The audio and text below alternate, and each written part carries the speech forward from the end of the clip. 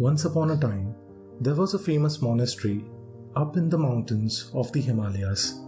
The monastery was famous for giving many intellectual monks, and a lot of students came there to become wise and attain self-realization under the guidance of the head monk. There were thousands of student monks practicing and meditating daily. There were two roads to reach the monastery. One was an easy way, which brought you to the main gates of the monastery. The other road, which was usually never taken, was a difficult and treacherous road full of obstacles. One day, a man came to the monastery from the difficult road. He was illiterate and couldn't read the sign that warned about the difficult road. His journey had been very difficult and he was exhausted nearly to death.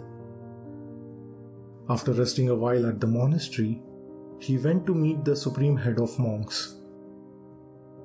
The master was aware that the man had come from the difficult path. He greeted him with a smile and asked him what brought him to the monastery.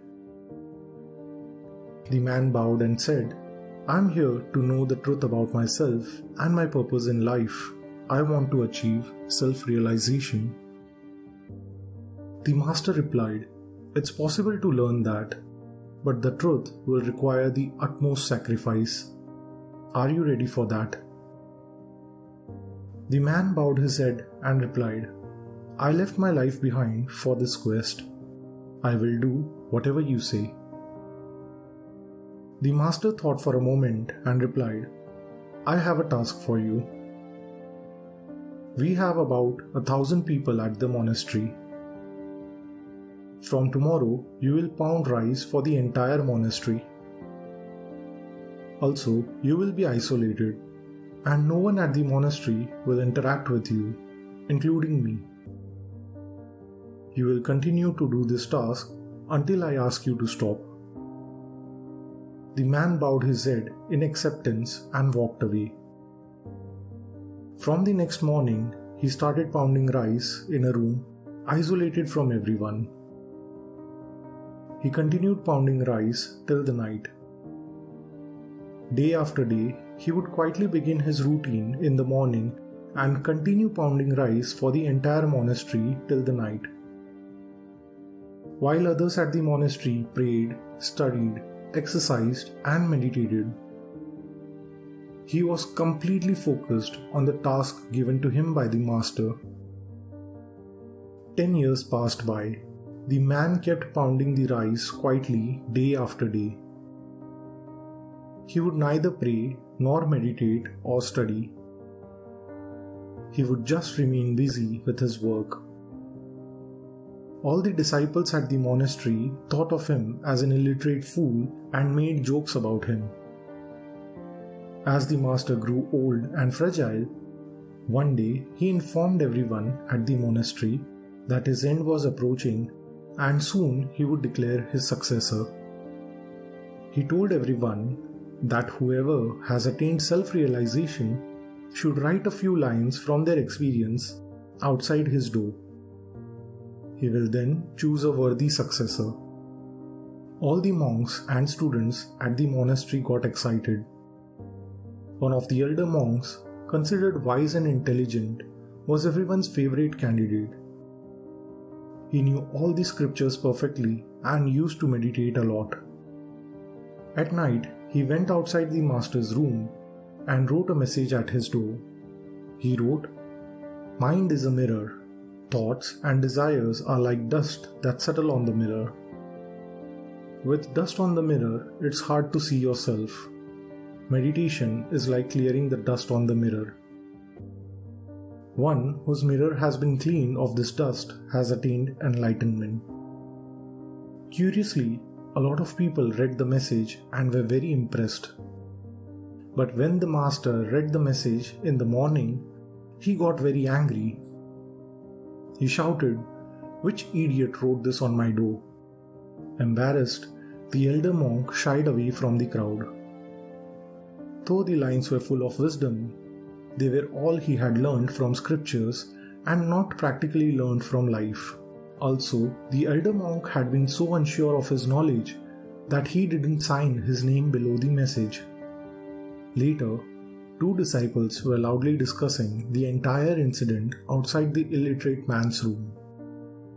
As the illiterate man overheard the message written by the elder monk, he stopped his work and started laughing loudly.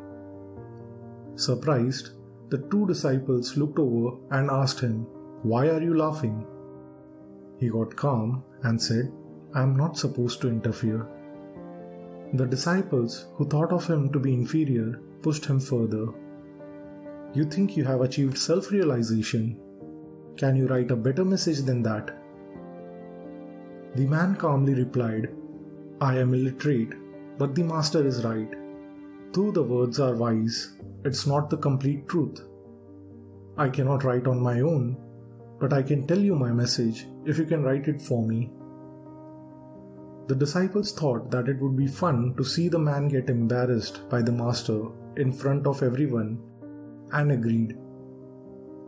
At night, they went outside the master's door, wrote his message, and signed his name below it.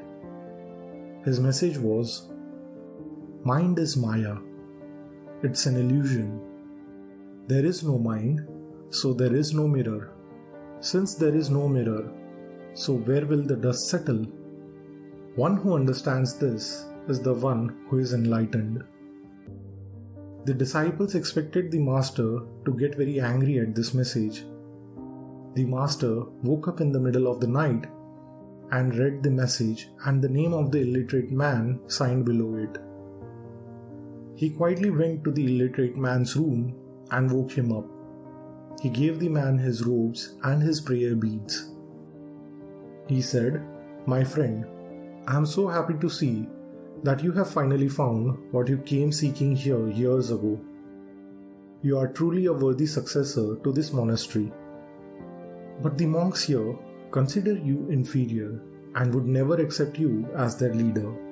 They might cause you suffering and won't follow you out of jealousy. They will never accept the fact that an illiterate person has attained self-realization while they have been struggling for years. You now know the truth about life, and I am so happy that you got this truth by just pounding rice.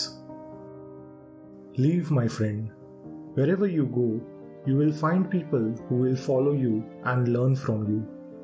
Because when a flower blooms, its fragrance can never be stopped and will spread everywhere." The man bowed to touch his master's feet and left the monastery at night.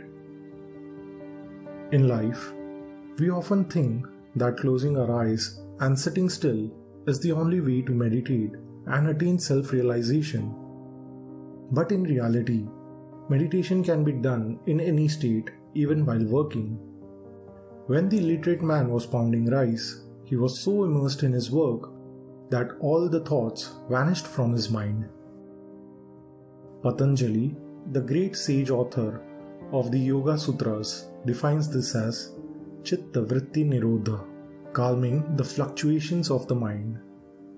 It's a state of bliss where the mind does not exist. In truth, immersing ourselves in our work and losing ourselves completely in it is just a form of meditation and a path to self-realization. Whatever your work may be, if you completely and honestly immerse yourself in your work, then you will realize the path to self-realization through your karma, your actions, and your work. If this video helped you, subscribe to our channel and share your story in our comments section. Your comments will help people realize that they are not alone in their problems. Thank you for watching this video. Don't forget to like, share, and subscribe to our channel. Press the bell icon for regular updates. Have a great day and a great life.